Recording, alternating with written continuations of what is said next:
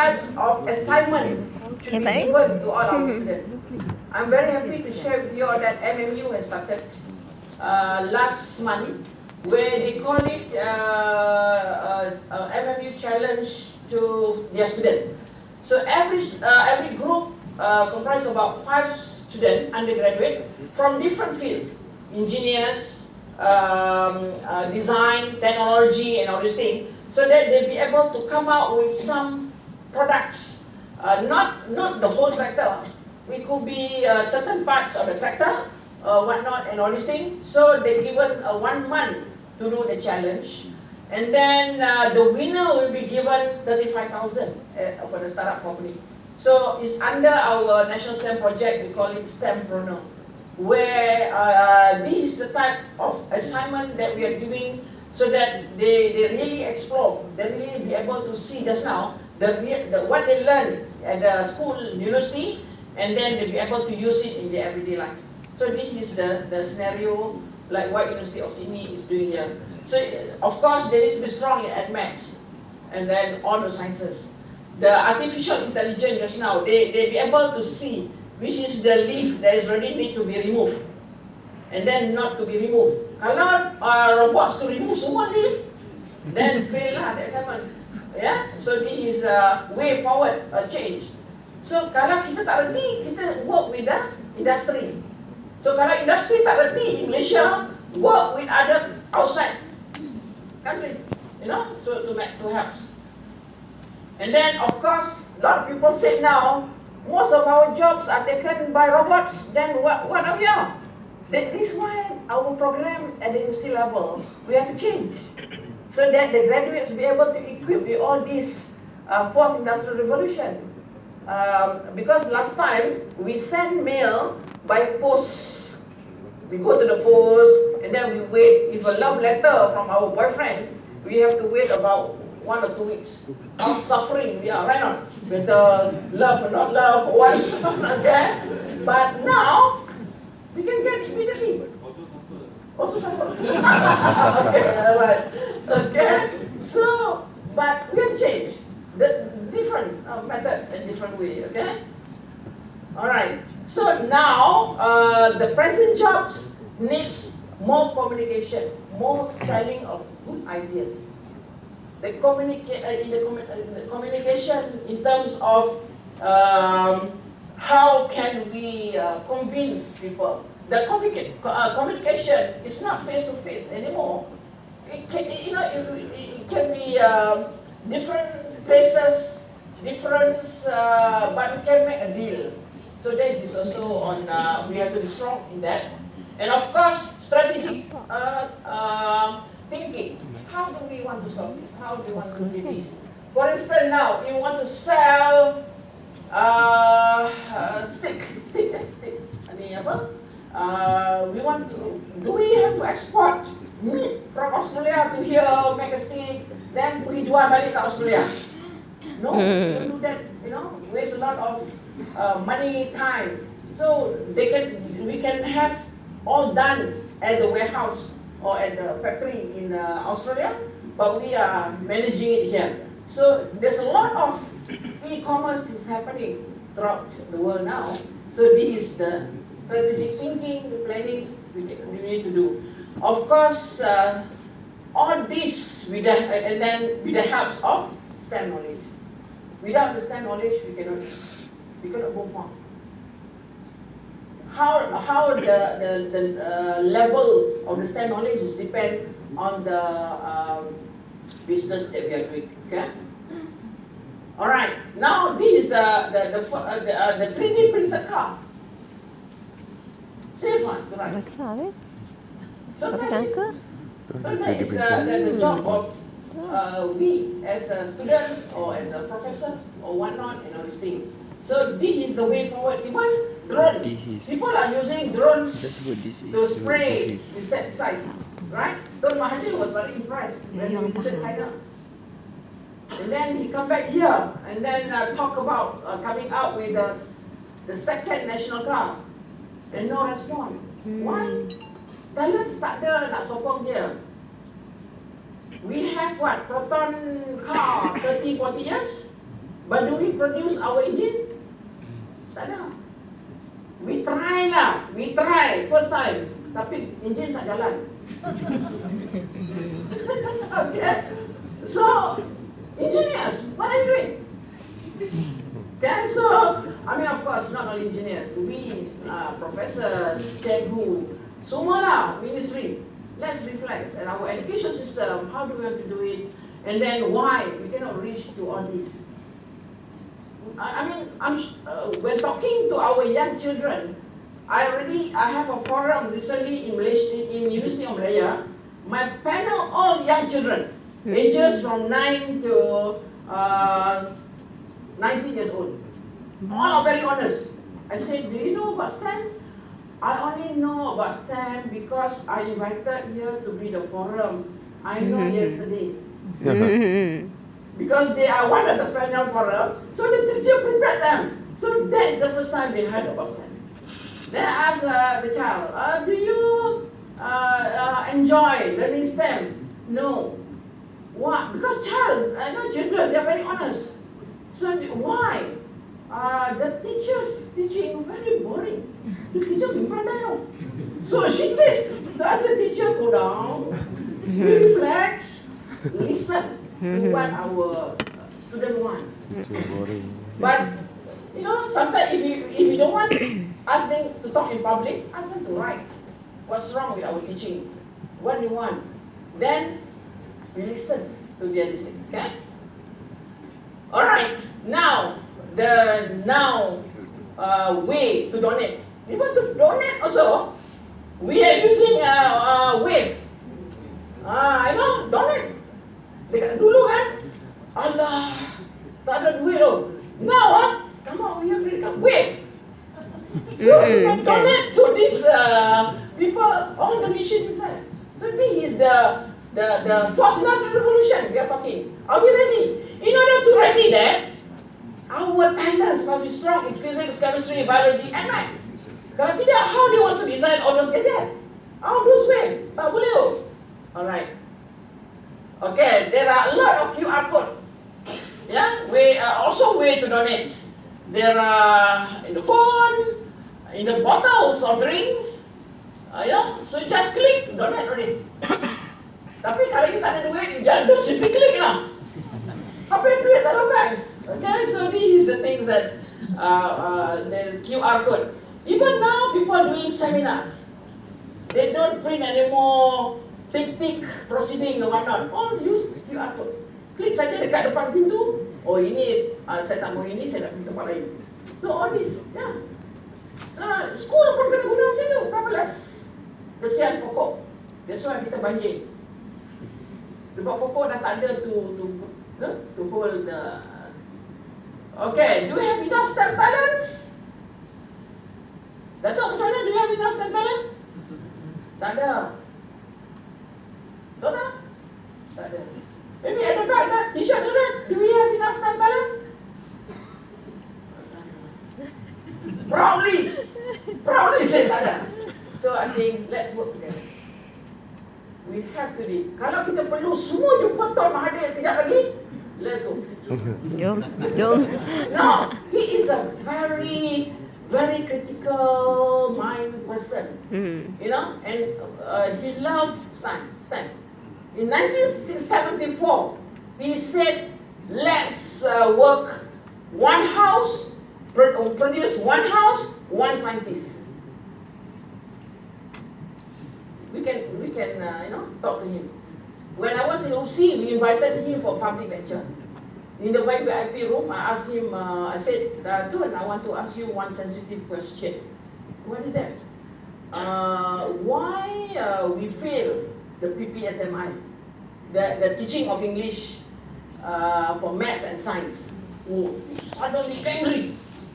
Dia kata, all my that stupid director. When I said, are we ready? Yes, sir. We are yes, sir person. You must tell me what's the problem and how. Then now everybody blame me. When I do a longitudinal study on that PPSMI, the kids are doing very well. The only thing is that in the implementation last time, it should be started from early childhood. Then from just have to and on this thing. But we start at primary 1, form 1. The primary 1, no problem. But starting the form 1, after 6 years in mother tongue, then they change, there is challenges. So this is what was not informed to Tun. Yeah? Alright. Okay. Did you know non-STEM jobs have a profound influences on STEM? Some people say, Dato, saya tak suka nak jadi doktor. Saya nak jadi engineer. Yeah. You want to be STEM? Heston Blumenthal. With his Spanish colleague, Fran Adrià, he has had a significant impact on molecular cuisine over the years and continues his intensive cooperation with science to this day. This is not only important for his new creations, but also has very practical motives. For me, science is important in cooking for several reasons, and particularly in restaurant cooking. Because if you were to cook, let's say you have 3 or 4 or 5 dishes that you love to cook and you think you're really good at, and you think all the people that eat it will love it, you cook those dishes. You can almost do it with your eyes closed. It's intuitive. It's got just about cooking with touch and taste. The kitchen environment is very different. In a gastronomic kitchen, I think many people don't realise this. It's a bit like an orchestra. No one person will cook a dish from the beginning to the end. So that means you have to get consistency is the most important thing. If you want to dine at the Fat Thai, you have to book months in advance. 50 people cook here and serve lunch and dinner to 42 guests daily. Guests need to set aside at least 4 hours to enjoy the celebrity chef's creations. All the efforts here are directed at giving guests an exceptional dining experience in every way. The central element is the quality of the dishes. They are reviewed and discussed in the kitchen until the very last moment. Snail porridge is one of the dishes that has made Heston Blumenthal world famous. He has always been fascinated by using novel cooking techniques to create new taste sensations. For me, cooking isn't about going with mathematical formula. It's about touch and taste and feel and then the ideas. But then understanding the science of cooking allows you to think of other things, new things to do, and also allows you to be more accurate with your cooking textures. Heston Blumenthal works with various scientists in England. He employs 15 cooks in Bray exclusively to develop new dishes. For example, using herbs that they have not yet experimented with. Heston Blumenthal wants to take his avant-garde cooking style a step further. On his way to becoming a universally admired top chef, he not only learned to work very accurately with ingredients, but also to break with old cooking traditions. I taught myself classical French cooking, from souffle making to sauce making, butchery to fishmongery.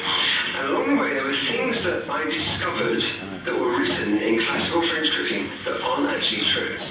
For example, the fact that you should not wash or soak mushrooms because they'll soak up the water. That's not true. Take some mushrooms, cut them in half, take half of them, weigh them, soak the other half, and weigh them after. There's hardly any difference in weight, so it doesn't make a difference. Probably the biggest kitchen law that is not true, and you must have heard this: brown the meat to keep in the juices. It's not true.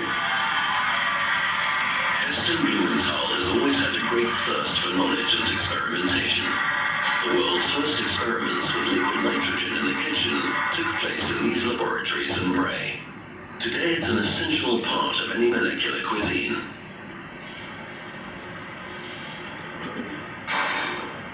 Dishes that are shock-cooled in liquid nitrogen at nearly 200 degrees below zero have become a permanent part of the menu at the Fat Duck.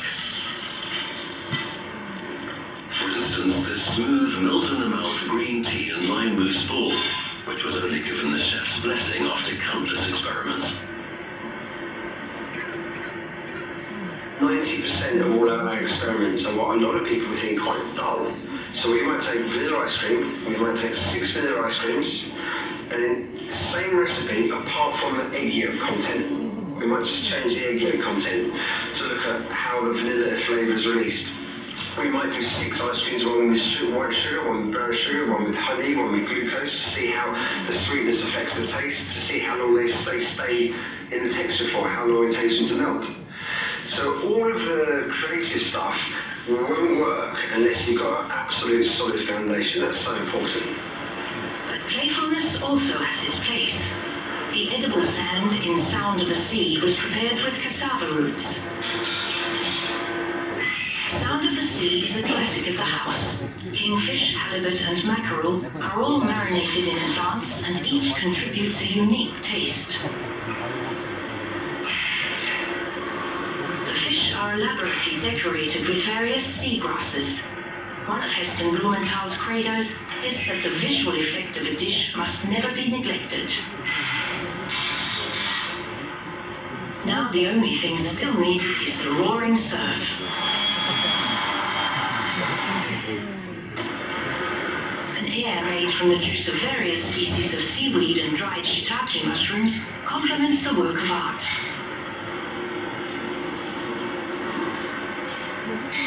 And to give the dish a really intoxicating swoosh, a specially equipped shell provides the sound effects.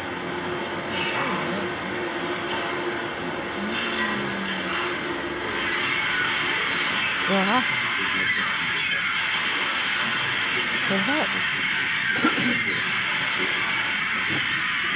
I often get asked, do I think is cooking is it a science or an art? Well, they're both involved. It's hard for a chef to call himself an artist because it sounds a little bit pretentious. But I would say the most important thing with food, from our point of view, and not that you need it to live, of course, but for giving pleasure, the most important thing for pleasure is this: it's the brain. Yeah. So the ingredients and the senses and the techniques and the way that we cook the food all send signals ultimately to the brain, and they give us pleasure with our food. The tasting menu in the Fat Duck has 15 courses. Only the very best from the restaurant's own laboratory kitchens makes it onto the menu. The Fat Duck is still the heart of Heston Blumenthal's company, which now employs almost 300 people in its 4 different restaurants and experimental kitchens.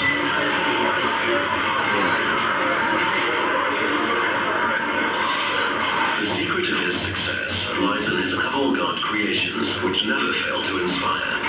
His extraordinary skill is a byword as far away as Southeast Asia and Australia, thanks to numerous TV shows.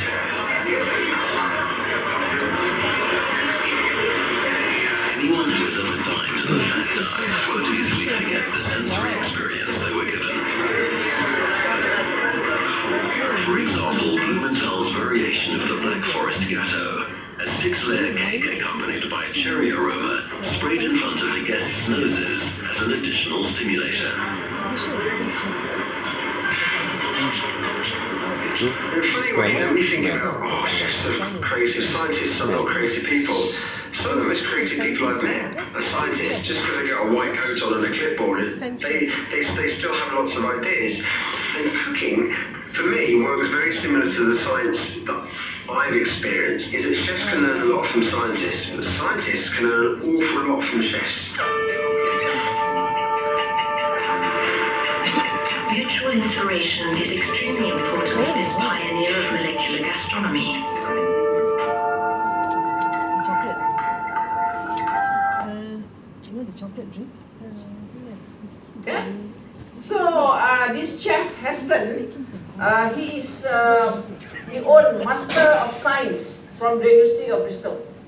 So a scientist, and even some engineers also, and then now go into a restaurant, but they don't sell,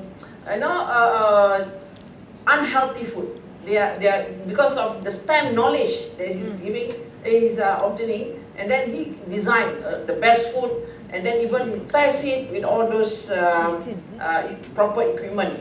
And then he is the pioneer in using liquid nitrogen in the kitchen.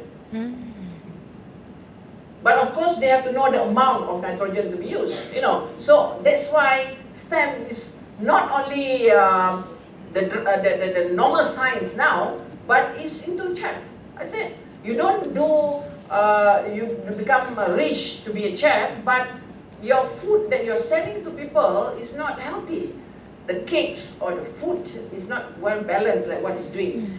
And then he's the first to explore multi-sensory cooking because of his knowledge in the STEM just now.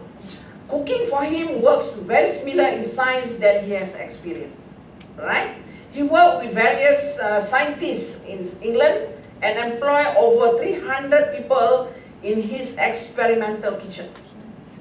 So that's why people said, oh, saya tak nak lah jadi engineer or what not. I nak jadi chef. You know, if you want to become, dia punya restaurant 4 months in advance kena book. Tak boleh macam mama stall kan, malam ni, oh mama, oh tarik, boleh masuk anytime. But his is 4 months in advance. Then only, itu nasib lah, nasib kalau boleh ni. But he really, the quality, the scientific mind is there. So this is the, back to the ideal class STEM just now, is their everyday life. Bawa lah dia pergi lawat. You know, you pergi sekejap, pergi UK sekejap, pergi lawat restoran ni. Ke New Zealand, nanti dekat New Zealand. Nanti dia pergi apa? New Zealand. Dia nak jadi music artist. STEM musician. Abang? Abang minat